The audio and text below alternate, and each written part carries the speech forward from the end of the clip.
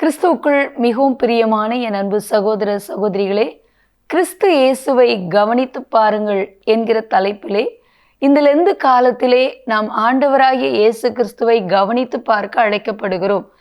இந்த நாளிலும் சமாதானம் தருகின்ற இயேசு என்கிற தலைப்பிலே ஆண்டவராகிய இயேசு கிறிஸ்துவை கவனித்து பார்க்க அழைக்கப்படுகிறோம்.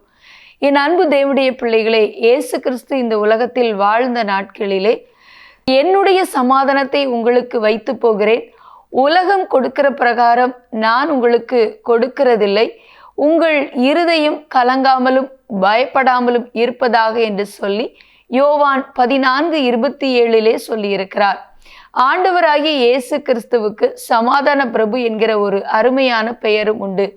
ஆண்டவராகிய இயேசு கிறிஸ்து இந்த பூமிக்கு வந்த பொழுது சமாதானத்தை உண்டு பண்ணும் ஆக்கினை அவர் மீது வந்தது என்று சொல்லி ஏற்கனவே அவரை குறித்து ஏசாயா தீர்க்க தரிசன புத்தகத்தில் ஏசாயா 53:5 கூறியிருக்கிறார். ஆகவே நம்முடைய ஆண்டவராகிய இயேசு கிறிஸ்து சமாதானத்தை மனுக்குலத்திற்கு கொடுப்பதற்காக அவர் நம்முடைய குடும்பங்களில், நம்முடைய தேசத்தில், நம்முடைய திருச்சபைகளில் சமாதானத்தை கொண்டு வரும்படியாக அவர் அந்த ஆக்கினையை ஏற்றுக்கொண்டார். ஆகவே என் அன்பு தேவனுடைய பிள்ளைகளே, சமாதானத்திற்காக நாம் இறைஞ்சி வேண்டும் பொழுது அவர் சமாதானத்தை கொடுக்க வல்லவராக அவர் குடும்பங்களில், தேசத்தில், திருச்சபைகளில், ஒவ்வொரு இடங்களிலும் அவர் வெளிப்பட வல்லமை உள்ளவராயிருக்கிறார்.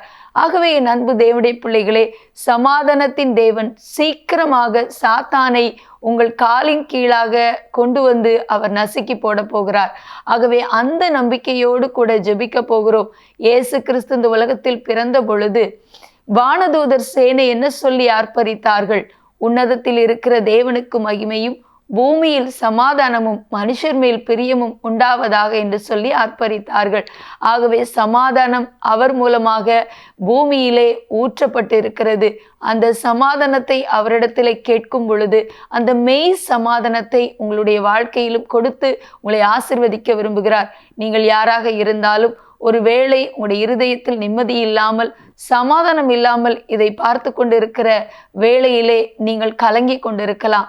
எந்தவித சூழ்நிலையில் இருந்தாலும் உங்களுடைய இருதயத்தின் கலக்கத்தை மாற்றி ஆண்டவர் சமாதானத்தை உங்களுக்கு கொடுக்க விரும்புகிறார். ஆகவே இயேசுவை நோக்கி பார்த்து ஜெபிப்போமா? எங்கள் அன்பின் பரலோக பிதாவே, ஆசீர்வதிக்கப்பட்ட இந்த நாளிலும் ஆண்டவரை யாரெல்லாம் இருதயத்தில் சமாதானம் இல்லாமல் பலவித கலக்கங்களோடு பாரத்தோடு கூட ஆண்டவரை உம்மை நோக்கி பார்த்து விண்ணப்பம் செய்கிறார்களோ, இப்பொழுது அவங்களுடைய குடும்பங்களில், அவங்களுடைய இல்லங்களில், அவங்களுடைய உள்ளங்களில் உடைய தெய்வீக சமாதானம் ஊற்றப்பட ஜெபிக்கிறோம். என்னுடைய சமாதானத்தை உங்களுக்கு வைத்து போகிறேன், உலகம் கொடுக்கிற பிரகாரம் நான் உங்களுக்கு கொடுக்கிறதில்லை, உங்கள் இருதயம் கலங்காமலும் பயப்படாமலும் இருப்பதாக என்று சொல்லியிருக்கீங்களே, அந்த சமாதானத்தை கொடுங்கப்பா. அவங்களுடைய இருதயத்தை கலங்க பண்ணி கொண்டு இருக்கிற அத்தனை காரியங்களையும் அவங்கள விட்டு அப்புறப்படுத்துங்க ஆண்டவரே.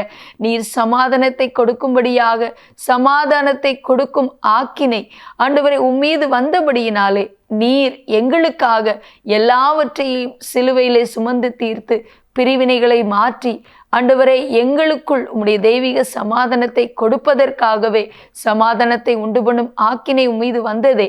ஆண்டவரே, நீங்க அப்படிப்பட்ட சமாதானத்தை இந்த நாளில் ஜெபித்து கொண்டிருக்கிற ஒவ்வொரு குடும்பத்திலும் கொடுக்க நான் ஜெபிக்கிறேன் ஆண்டவரே.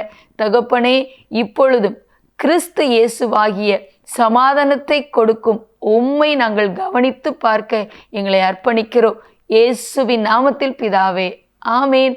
தொடர்ந்து ஜெபியுங்கள். கர்த்தர் உங்களை தம்முடைய தெய்வீக சமாதானத்தால் நிரப்பி ஆசிர்வதிப்பார். ஆமேன்.